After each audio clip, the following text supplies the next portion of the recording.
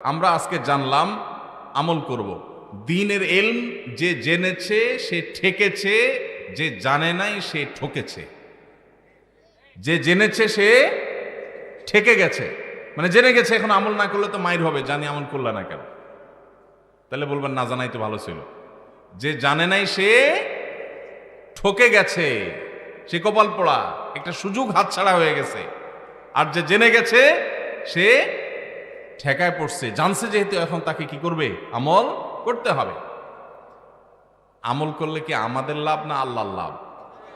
আল্লাহর কোনো ঠেকা আছে? আমরা হলাম পোলাপানের মতো। পোলাপান দেখবেন মায়েরা খাবারের বাটি নিয়ে নিয়ে পিছনে পিছনে ঘুরে, বাবা খা খা। বাবা জিকির করতে করতে বেচারের মুখ দিয়ে ফেনা উঠে যায়, ঘুরতে ঘুরতে শেষ। ছেলে খাবে না, উল্টা ঝাড়ি মারে। ভাবখানা এমন, খাইলে মায়ের স্বাস্থ্য ভালো হবে। আসলে কি তাই? মা বাবা আদর করেন, স্নেহ করেন সন্তানদেরকে, সেজন্য কষ্ট করে হলেও সন্তানকে ভালো জিনিসটা খাওয়াতে চেষ্টা করেন।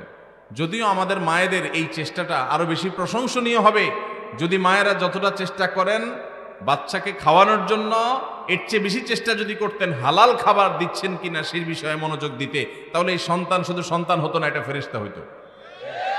এই সন্তান বাবা মার সবচেয়ে বাধ্যগত সন্তান হতো। এই সন্তান নয়ন জোড়ানোর মতো সন্তান হতো। এখন আমাদের ঘরে ঘরে কুলাঙ্গার সন্তান ভরে গেছে। বেশিরভাগ ফ্যামিলিতে বাবা মার চক্ষু শীতলকারী সন্তান নাই। আজকে একটা বিশ্ববিদ্যালয়ের সাবেক ভিসি, তিনি আজকে বলছিলেন যে আমার বাবা আমাদেরকে ছোটবেলায় যখন খেলতে বের হতাম, স্কুল কলেজে পড়ার সময় বলতেন মাগরিবের আগে আগে বাসায় আসবা, এবং আমরাও সেটা আমল করতাম। এসে মাগরিবের নামাজ পড়তাম, পড়ে পড়ালেখা করতে বসতাম। আমার ছেলেকে আমি একই কথা বলছি। আমার মনে আছে আমার বাবা কি বলেছেন আর আমি কি রিঅ্যাক্ট করেছি আমি জানি। এখন ছেলেকে বললাম একই কথা, বাবা মাগরিবের আগে বাসায় আসতে হবে। ছেলে আমাকে জবাবে বলছে, কেন বাবা, কেন মাগরিব পর আসতে হবে? ওয়াই? আমার বন্ধু বান্ধব সবাই তো মাগরিব পর পর্যন্ত খেলে, কই কারোর বাসা থেকে তো এত চাপ দেয় না, তুমি এত জোরাজোরি করো কেন? তো আমি তার কথা শুনে বললাম, আপনার বাবা, ওই ভদ্রলোককে বললাম, আপনার বাবা আপনাকে এত বেশি খাবার নিয়ে পিছনে পিছনে দৌড়াইতে পারে নাই, আপনি আপনার ছেলে পিছনে যতটা দৌড়াইছেন। উনি বলেন সঠিক। আমি বললাম, আপনার বাবা আপনাকে প্রতিবেলা এত মাছ গোশ খাওয়াইতে পারে নাই, আপনি আপনার ছেলেকে যত বেশি মাছ গোশ খাওয়াইতে পারছেন। আপনি একটা বিশ্ববিদ্যালয়ের ভাইস চ্যান্সেলর মানুষ, আপনি আপনার ফিনান্সিয়াল ক্যাপাসিটি খুব বেশি হওয়ার কারণে ছেলেকে শহরে রেখে যত তুলতুলে জীবন দিতে পেরেছেন, আপনার বাবা আপনাকে এতটা সুখ দিতে পারেন নাই। কিন্তু আপনার বাবার আপনি অনুগত সন্তান ছিলেন, বাবার চোখ জুড়িয়েছেন, নয়ন জুড়িয়েছেন, অন্তরকে শীতল করেছেন, আর আপনার সন্তানটা কিন্তু আপনার অন্তরকে শীতল করতে পারে নাই। প্রবলেমটা কোথায়? আমরা যারা আমাদের বয়সী যারা আছেন এখানে, বা আরো যারা সিনিয়র মুরব্বীরা আছেন এখানে 45, 50 বা আরো উপরে, আমাদের অনেকের বাবা মা 3 বেলা ভালো করে খাবার দেওয়া আমাদের জন্য, আমাদেরকে তাদের জন্য কষ্টকর ছিল। কিন্তু এরপরেও আমরা বাবা মার প্রতি এতটা অনুগত, বাবা মাকে আমরা অনেক ফিল করি, অনেক মিস করি। বেঁচে থাকলেও ফিল করি, আর মরে গেলে আরো বেশি মিস করি, ফিল করি। কিন্তু এখনকার যে আমাদের সন্তানরা, এই সন্তানরা আমাদের বাবা মা আমাদের জন্য যতটা করতে পেরেছেন, এদের জন্য আমরা এর 3 গুণ করার পরও তারা আমাদের বাবা মার প্রতি আমরা যতটা অনুগত, আজকালের সন্তানরা আমাদের প্রতি ততটা অনুগত না। কারণটা কি ভাইরা আমার? সবই তো দিয়েছি, সবই দিয়েছি। আমার বাবা মা যা দিতে পেরেছে আমি তার চেয়ে বেশি দিয়েছি। তাহলে কৃতজ্ঞতা আদায় করতে গিয়েও তো অন্তত আমি আমার বাবার মধ্যে যতটা অনুগত, সন্তান আরো বেশি অনুগত হওয়ার কথা ছিল, কিন্তু হচ্ছে না। এর কারণ কি? এর কারণ বিশ্লেষণ করা অনেক লম্বা আলোচনার ব্যাপার। একক কোনো কারণ এখানে বলা কঠিন, অনেকগুলো কারণ রয়েছে। এর ভিতরে একটা কারণ হলো আমাদের এই সমাজ ব্যবস্থা, এটা পশ্চিমা সংস্কৃতি দ্বারায় এত বেশি প্রভাবিত হয়ে গেছে যে আমাদের সন্তানরা এখন তারা এদেশীয় সংস্কৃতি, এদেশের মানুষের কৃষ্টি, কালচার, সভ্যতা, এদেশের মানুষের তাহজিব, তামাদ্দুন এবং অ্যাজ এ মুসলিম ইসলামের যে কৃষ্টি কালচার সেই জায়গা থেকে অনেক দূরে সরে গেছে। আমাদের তরুণদের একটা বড় অংশ তারা বিপদগামিতার দিকে চলে গেছে।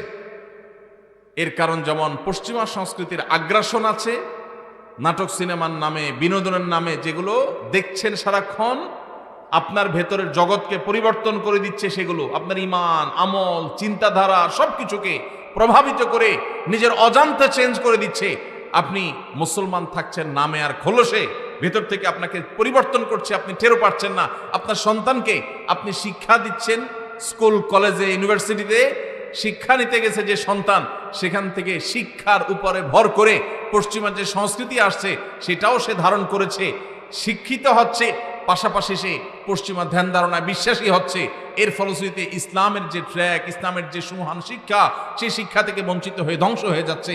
এর অনেক কারণের ভিতরে একটা কারণ হলো সন্তানকে আপনি সেইভাবে হালাল খাবার খাওয়াতে পারতেছেন না আপনার বাবা মা যেটা আপনাকে খাওয়াতে পেরেছে। আপনার বাবা মা অনেক কষ্ট করে অল্প খাওয়াইছেন, কিন্তু হালাল খাওয়াইছেন, তার বরকত ছেলের মধ্যে আপনি পাইছেন। আপনি আপনার ছেলে মেয়েকে যা খাওয়াচ্ছেন বুকে হাত দিয়ে বলতে পারবেন না যে টনটন করে বাজবে, এতটা হালাল এবং পিওর যেটা আপনার বাবার সম্পদের মধ্যে ছিল, সেটা যদি আপনার সন্তানের মধ্যে আপনি করতে পারেন, ইনশাআল্লাহ এ যুগে আপনার সন্তান সবচেয়ে সভ্য, ভদ্র এবং মাথা নিচু করে বিনম্রতার সাথে আপনাকে শ্রদ্ধা নিবেদন করবে। এই জন্য সন্তান খাইলো কি খাইলো না এটার জন্য যতটা মরিয়া মায়েরা, এর চেয়ে বেশি মরিয়া হবেন সন্তানের পেটে হালাল ঢুকছে নাকি হারাম ঢুকছে বিষয়টা নিয়ে। আল্লাহ আমাদেরকে সেই তৌফিক দান করুন। ভাইরা আমার, তাহলে আমরা শাবানের নফল রোজার কথা বলছিলাম। এই নফল রোজাগুলো আমরা বেশি বেশি করে নিজেরা রাখবো, অন্যদেরকে রাখতে উৎসাহিত করব, অন্যদের মধ্যে প্রচার করব, জানাজানি করব। আগামী বছর আমাদের কাছে বলার দরকার নাই, আমি হয়তো মাহফিল আগামী বছর আসবো না, বাঁচবো না, হয়তো মাহফিল আদৌ হইল না, কিন্তু আল্লাহর কাছে যেন এটা বলার মতো থাকে। এই মাহফিল থেকে যাওয়ার সময় নিয়ত করে যাবো ইনশাল্লাহ আমলটা করব। ঠিক আছে না ইনশাল্লাহ? আল্লাহ আমাদের সবাইকে আমলের তৌফিক দান করুন। তো এই যে মা বাবা আর সন্তানের কথাটা যেখান থেকে আসলো, সেটা হলো আমরা শাবান মাসে বেশি বেশি রোজা রাখলে লাভ কি আমাদের না আল্লাহর?